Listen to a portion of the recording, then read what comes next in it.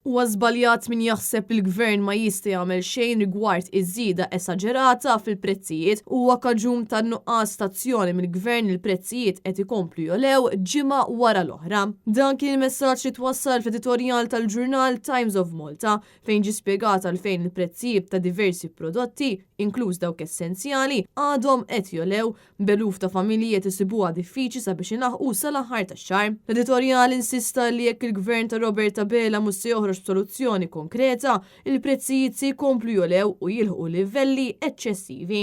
Hawnhekk l-editur sostna l-gvern għandu jeżamina strateġiji li ġew implementati barra minn xtutna bil-għan li jiġu regolati l-prezzijiet ta' diversi prodotti. Dan hekk kif kemm ir-Renju Unit kif ukoll l-Istati Uniti adottaw strateġiji fejn in-negozji ma jżidux il-prezzijiet għal aktar profitt, b'mod speċjali f'perjodu fejn l-inflazzjoni ilha għaddejja b'saħħa għal diversi xhur. L-editur spjega li dawn l-istrateġiji ma jinkludux kontroll dirett tal-prezzijiet iżda huwa mod kif pajjiż ikun jista' jassigura li żieda fil-prezzijiet li qed jesperjenza l-konsumatur tkun ġustifikata. It-Times sajt ukoll il-ftehim li qed jipprova jdaħħal fis-seħħ il-gvern jaf iwassal għal żieda ferm akbar fil-prezzijiet ta' prodotti oħra.